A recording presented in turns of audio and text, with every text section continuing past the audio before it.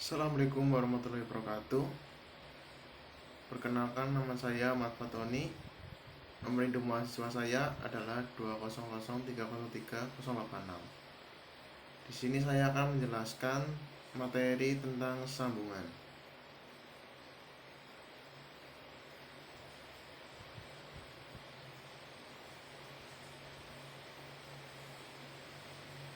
Yang pertama, kita awali dari pengertiannya. Pengertian sambungan pada lem mesin merupakan salah satu hal yang penting dalam sebuah konstruksi mesin, yang terdiri dari berbagai macam komponen yang kompleks yang disatukan dengan media sambungan. Ukuran dan dimensi dari komponen sambungan lebih kecil daripada elemen atau komponen mesin yang disambung, sehingga menyebabkan beban lebih terkonsentrasi pada sambungan tersebut. Karena beban yang terkonsentrasi pada sambungan, karena itu sambungan tersebut harus dirancang sedemikian rupa agar supaya mampu menahan beban yang berlebih sehingga aman dan mampu berfungsi dengan baik.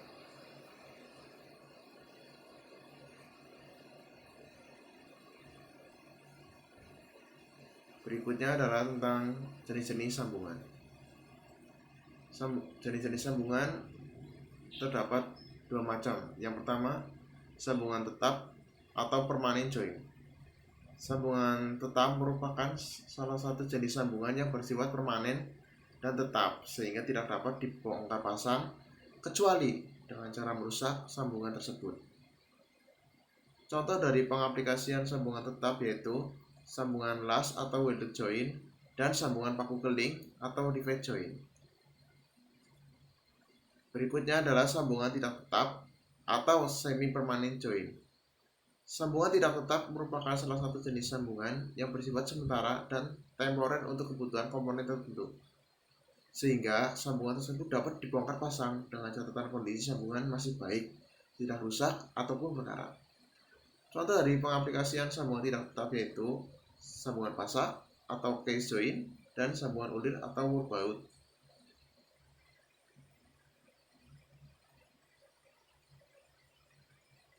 Selanjutnya kita mulai dari sambungan keling.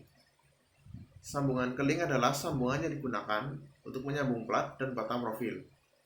Untuk membuat sambungan ini digunakan paku keling yang dibuat di pabrik khusus dengan kepala terpasang yang dilantak.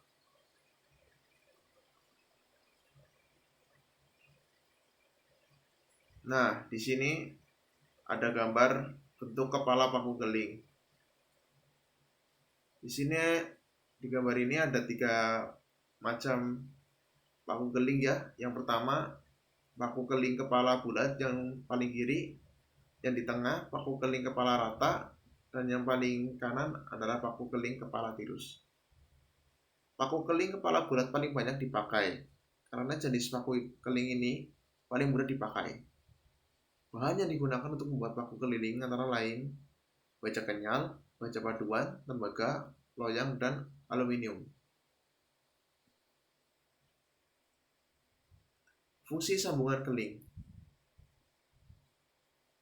Yang pertama, sebagai sambungan kekuatan dalam konstruksi baja dan konstruksi logam ringan.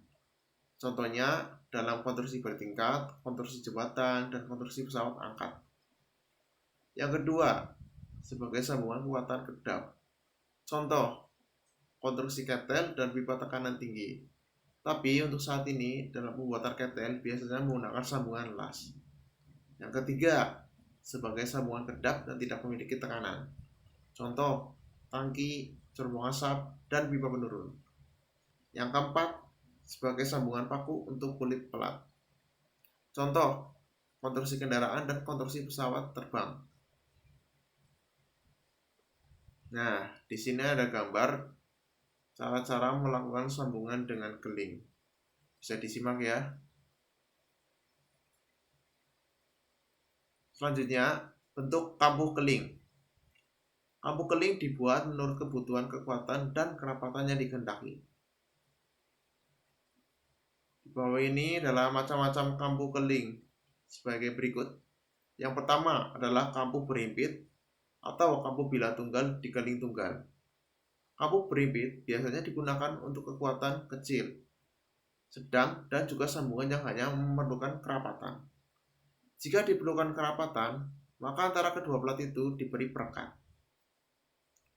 Yang kedua adalah kampu bilah tunggal atau kampu bilah tunggal di keling ganda. Kampu ini dibuat untuk sambungannya tidak mendapat gaya tarik terlalu besar.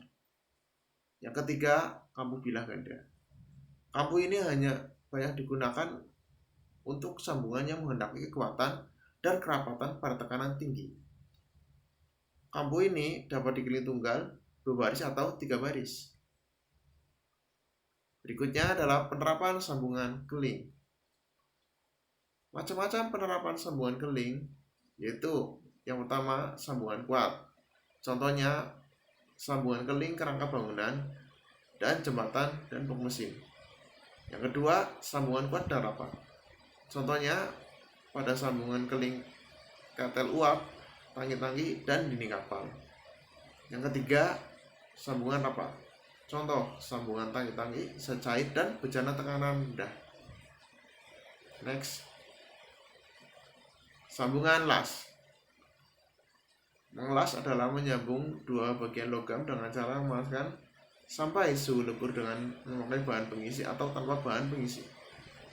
Sistem sambungan las ini termasuk jenis sambungan tetap, di mana pada konstruksi dan alat pemesinan sambungan las ini banyak digunakan.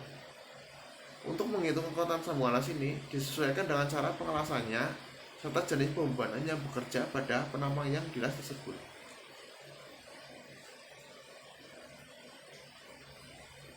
Nah, berikut ini adalah keuntungan sambungan las dibanding dengan sambungan keling dan sambungan baut. Yang pertama, kampu las lebih ringan, hanya sekitar 1-1,5% dari berat konstruksi. Untuk sambungan keling dan baut mempunyai berat 2,5-4% dari berat konstruksi. Yang kedua, bagian yang akan dilas penambungan tidak perlu diberi lapisan lagi, misalnya dengan bahan pelat atau yang sejenis. Yang ketiga, lebih efisien, terutama terhadap tegangan tarik, sebab tidak ada lubang yang melemahkan penampung batang tarik. Nah, selain ada keuntungannya, sambungan las juga terdapat kekurangan, yaitu sambungan las kualitasnya sangat tergantung pada keahlian juru las. Selanjutnya adalah metode mengelas. Metode mengelas ada 3. Yang pertama, las tempa. Yang kedua, las autogen atau las gas. Yang ketiga, las listrik. Las tempa. Pada metode las tempa, kedua bagian ujungnya akan disambung, dipanaskan mendekati suhu lebur, lalu ditempelkan, ditempa atau dipukul berkali-kali sehingga menjadi satu sambungan yang homogen. Untuk sambungan las tempa ini tidak menggunakan logam pengisi atau tidak menggunakan bahan tambah. Next, las tempa atau fork wheel. Nah, di sini ada pengertiannya ya. Kita lanjut saja. Yang kedua adalah las autogen atau las gas. Pada metode dengan las autogen, kedua bagiannya akan disambung, dipanaskan sampai mendekati titik leburnya menggunakan api yang berasal dari campuran gas asetilin dan gas asam. Kemudian pada bagian yang hampir oleh tersebut diisi dengan cairan elektroda. Nah, di sini ada pengertian dan gambar dari oxygas wheel. Bisa dilihat ya.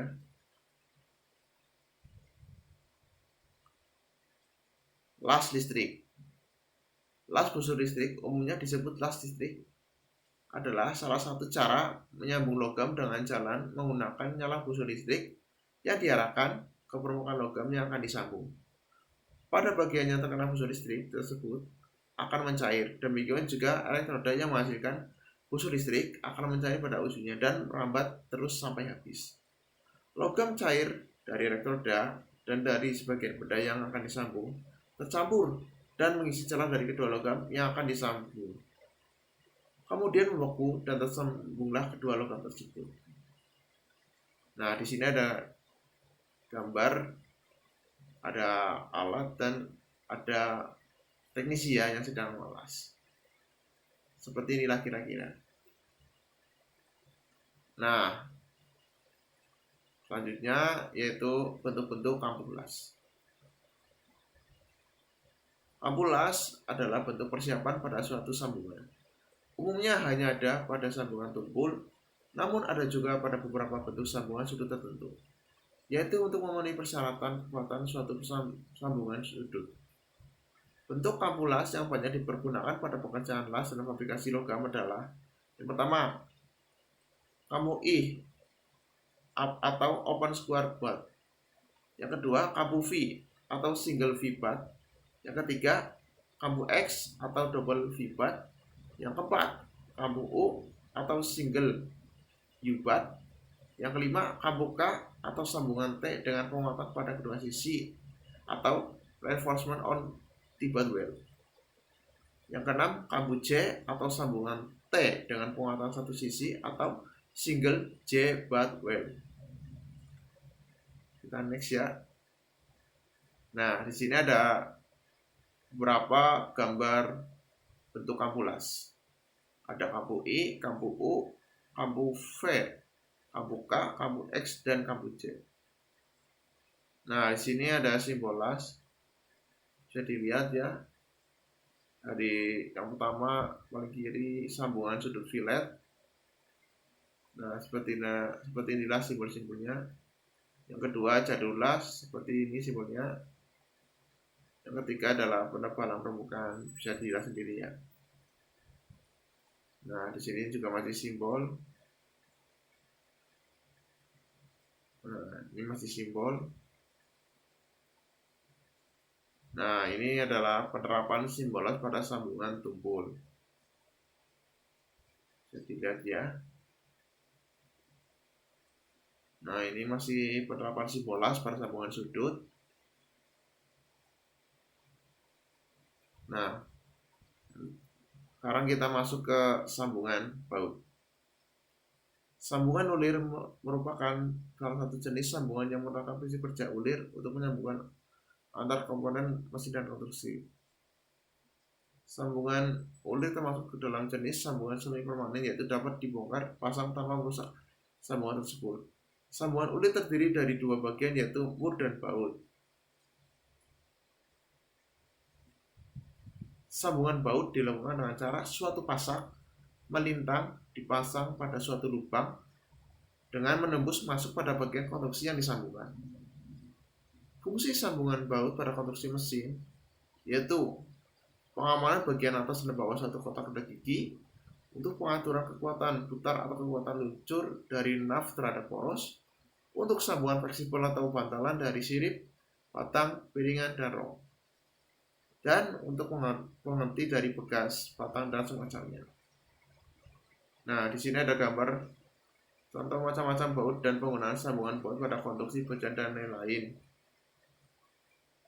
Sini ada paling kiri ada teknisi yang sedang memasang baut, dan yang pojok kanan atas ada pemasangannya pada suatu bidang. Yang paling bawah itu pojok kanan bawah contoh baut dan mur. Nah, kita lanjut ke beberapa keuntungan penggunaan sambungan mur baut. Yang pertama, mempunyai kemampuan yang tinggi dalam menerima beban. Yang kedua, kemudahan dalam pemasangan. Yang ketiga, dapat digunakan untuk berbagai kondisi operasi.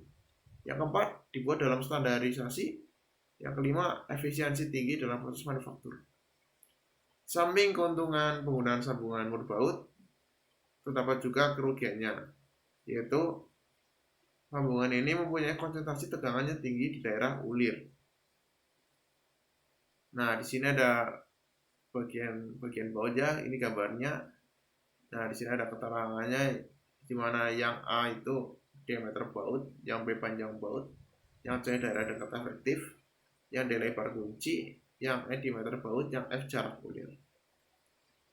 Nah, di sini ada macam-macam bentuk ulir. Ada ulir dalam, ulir luar, ulir dalam, luar dengan sudut-sudut seperti itu. Ada ulir segitiga, ulir segi empat, ulir trapesium, ulir bulat, dan ulir gergaji. Kita lanjut. Nah, sini ada macam-macam bentuk ulir. Yang pertama itu ulir segitiga, yang seperti gambar yang tadi. ulir skimpak, ulir trapesium, ulir pula, dan ulir Fibonacci. Nah, di sini ada standarisasi ya, perdagangan ulir yang sudah standarisasi dan bentuk ulirnya dapat macam-macam.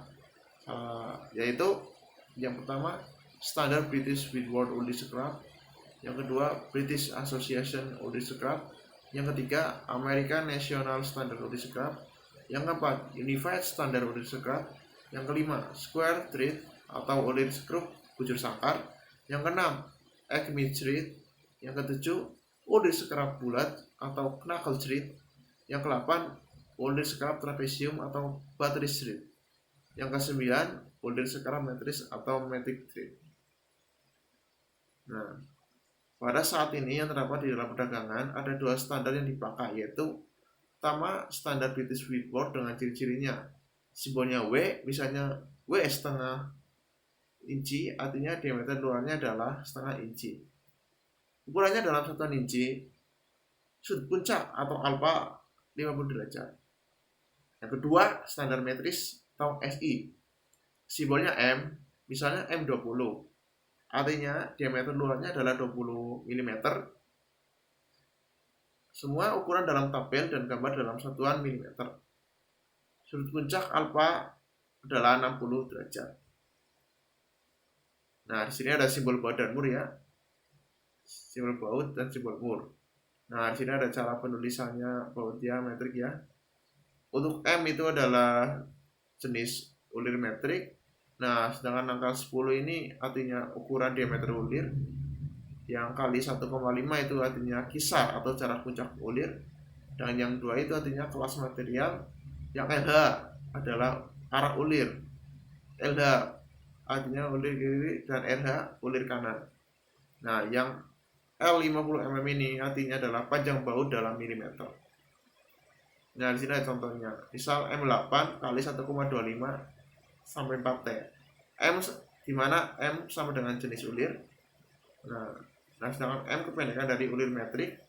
Nah, angka 8 artinya itu diameter luar baut dan 1,25 itu adalah tinggi alur dalam milimeter. Nah, dan 4T itu adalah kekuatan. Nomor menunjukkan 1/10 dari daya rentang minimum dalam unit of kilogram per mm kuadrat, dan huruf adalah kependekan dari daya rentang kekuatan ditempelkan pada baut kepala. Sekian, terima kasih. Kurang lebihnya mohon dimaafkan. Wassalamualaikum warahmatullahi wabarakatuh.